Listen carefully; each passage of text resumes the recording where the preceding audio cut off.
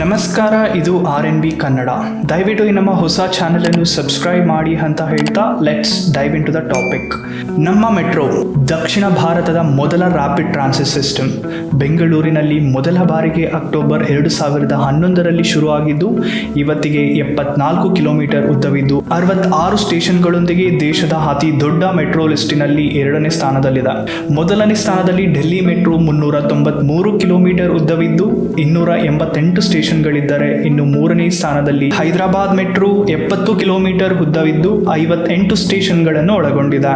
ಸದ್ಯಕ್ಕೆ ನಮ್ಮ ಬೆಂಗಳೂರಿನಲ್ಲಿ ದಿನ 7 ಲಕ್ಷ ಜನ ಮೆಟ್ರೋ ಮುಖಾಂತರ ಓಡಾಡುತ್ತಿದ್ದಾರೆ ಹಾಗೂ ದಿನಕ್ಕೆ ಸುಮಾರು 1.5 ಕೋಟಿಯಷ್ಟು ಆದಾಯ ಮಾಡುತ್ತಿದೆ. ಬೆಂಗಳೂರಿನ ಟ್ರಾಫಿಕ್ ಕಂಟ್ರೋಲ್ ಮಾಡೋದ್ರಲ್ಲಿ ನಮ್ಮ ಮೆಟ್ರೋ ಒಂದು ಪ್ರಮುಖ ಪಾತ್ರವನ್ನೇ ವಹಿಸುತ್ತದೆ. ಕಳೆದ 2 ದಶಕಗಳಲ್ಲಿ ಬೆಂಗಳೂರಿನ ಪಾಪ್ಯುಲೇಷನ್ ದುಪ್ಪಟ್ಟಾಗಿದೆ. ಇದರಿಂದ ಟ್ರಾವೆಲಿಂಗ್ ಟೈಮ್ ಸಹ ಜಾಸ್ತಿ ಆಗಿದೆ. ಇದಕ್ಕೆ ಬೆಟರ್ ಸೊಲ್ಯೂಷನ್ ಅಂದ್ರೆ ಅದು ಈ ರ್ಯಾಪಿಡ್ ಟ್ರಾನ್ಸಿಟ್ ಸಿಸ್ಟಮ್.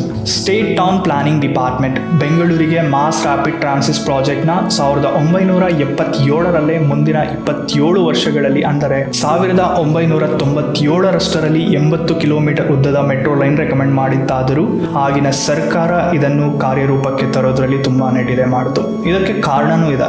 1977ರಿಂದ 2003ರವರೆಗೂ ಮೆಟ್ರೋಗಳ ಮೇಲೆ ಅಷ್ಟಾಗಿ ಸರ್ಕಾರಕ್ಕೆ ನಂಬಿಕೆ ಇರದ ಕಾರಣ ನಮ್ಮ ಕರ್ನಾಟಕ ಸರ್ಕಾರ ಈ ಪ್ರಾಜೆಕ್ಟ್ ನ ಸ್ಟಾರ್ಟ್ ಮಾಡೋದಕ್ಕೆ ಮುಂದೆ ಬರಲಿಲ್ಲ.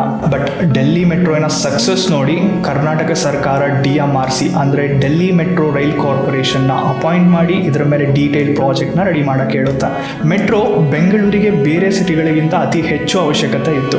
ಯಾಕೆಂದ್ರೆ ಬೇರೆ ಹೆಚ್ಚು ಪಾಪ್ಯುಲೇಷನ್ ಇರುವ ಸಿಟಿಗಳ ಹಾಗೆ ನಮ್ಮ ಬೆಂಗಳೂರಿನಲ್ಲಿ ಸಬ್ ಅರ್ಬನ್ ರೈಲ್ವೆಗಳು ಸಹ ಇರಲಿಲ್ಲ.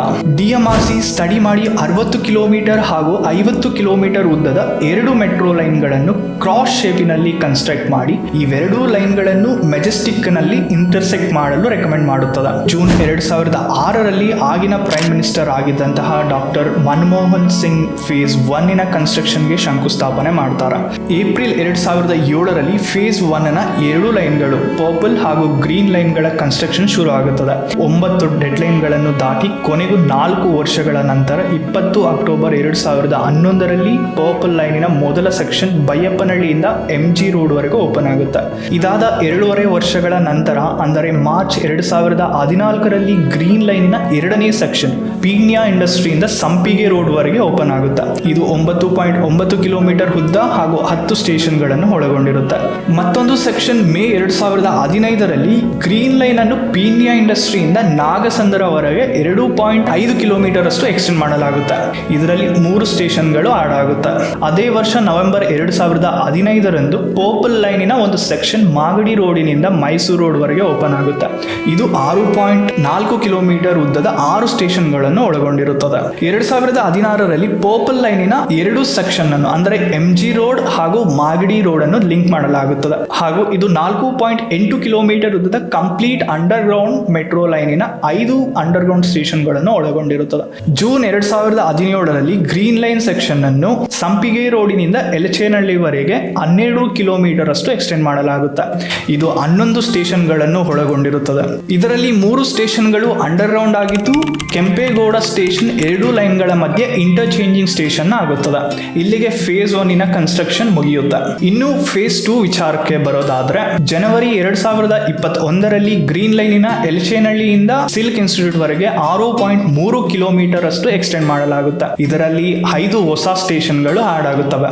ಆಗಸ್ಟ್ 2021ರಲ್ಲಿ ಪರ್ಪಲ್ ಲೈನಿನಲ್ಲಿ ಮೈಸೂರು ರೋಡಿನಿಂದ ಕೆಂಗೇರಿವರೆಗೆ 7.5 ಕಿಲೋಮೀಟರ್ ಅಷ್ಟು ಎಕ್ಸ್ಟೆಂಡ್ ಮಾಡಲಾಗುತ್ತೆ ಹಾಗೂ ಇದರಲ್ಲಿ 6 ಹೊಸ ಸ್ಟೇಷನ್ಗಳು ಆಡ್ ಆಗುತ್ತವೆ.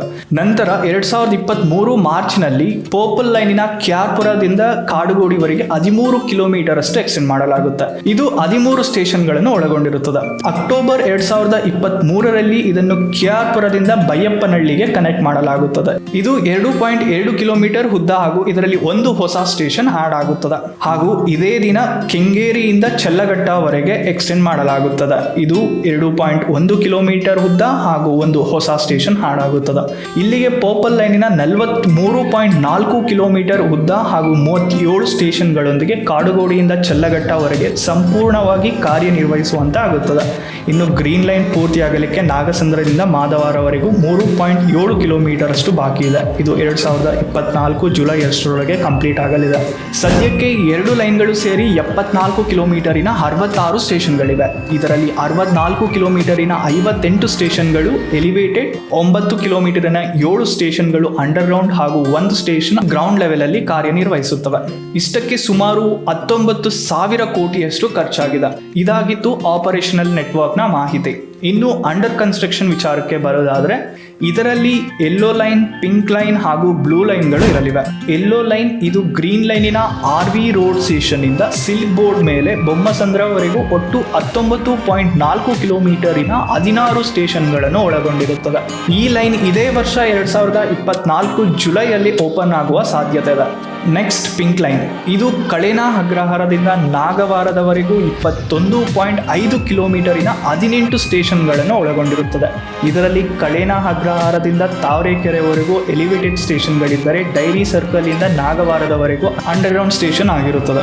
ಮತ್ತು ಯೆಲ್ಲೋ ಲೈನಿನ ಜಯದೇವ ಸ್ಟೇಷನ್ ಹಾಗೂ ಪರ್ಪಲ್ ಲೈನಿನ MG ರೋಡ್ ಸ್ಟೇಷನ್ಗೆ ಕನೆಕ್ಟ್ ಆಗುತ್ತದೆ.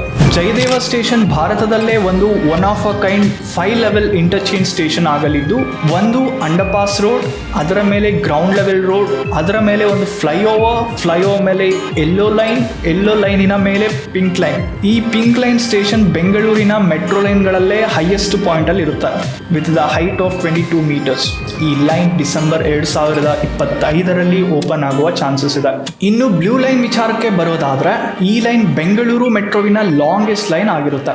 ಇದು ಯೆಲ್ಲೋ ಲೈನಿನ ಸಿಲ್ಕ್ ಬೋರ್ಡ್ ಸ್ಟೇಷನ್ ಇಂದ ಮಾರತಳ್ಳಿ, KR-ಪುರ, ನಾಗವಾರದ ಮೇಲೆ ಕೆಂಪೇಗೌಡ ಇಂಟರ್ನ್ಯಾಷನಲ್ ಏರ್ಪೋರ್ಟ್ ವರೆಗೂ 56 ಕಿಲೋಮೀಟರ್ ಉದ್ದ ಹಾಗೂ 30 ಸ್ಟೇಷನ್ಗಳನ್ನು ಒಳಗೊಂಡಿರುತ್ತದೆ.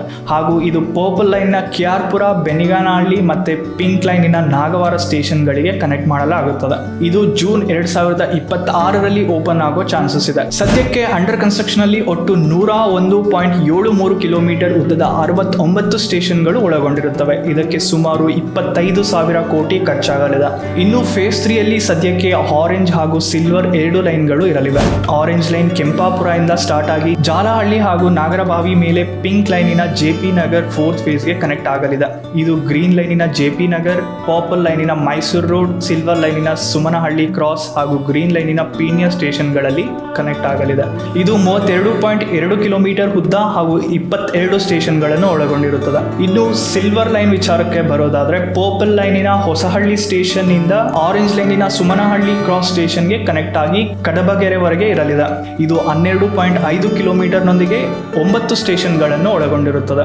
ಇದಕ್ಕೆ ಕರ್ನಾಟಕ ಸರ್ಕಾರ 2022 ಗ್ರೀನ್ ಸಿಗ್ನಲ್ ಕೊಟ್ಟಿದ್ದು, ಕೇಂದ್ರ ಸರ್ಕಾರ ಇನ್ನೇನು ಗ್ರೀನ್ ಸಿಗ್ನಲ್ ಕೊಡಲಿದೆ. ಇದಾಗಿತ್ತು ನಮ್ಮ ಮೆಟ್ರೋವಿನ ಕಂಪ್ಲೀಟೆಡ್ ಅಂಡರ್ ಕನ್ಸ್ಟ್ರಕ್ಷನ್ ಹಾಗೂ ಪ್ಲಾನ್ ಆಗಿರುವಂತಹ ಕಂಪ್ಲೀಟ್ ಇನ್ಫಾರ್ಮೇಶನ್. ಟೇಕ್ ಕೇರ್ ಅಂತ ಹೇಳ್ತಾ ಈ ವಿಡಿಯೋನ ಇಲ್ಲೇ ಮುಗಿಸ್ತಾ ಇದ್ದೀವಿ. ಧನ್ಯವಾದಗಳು.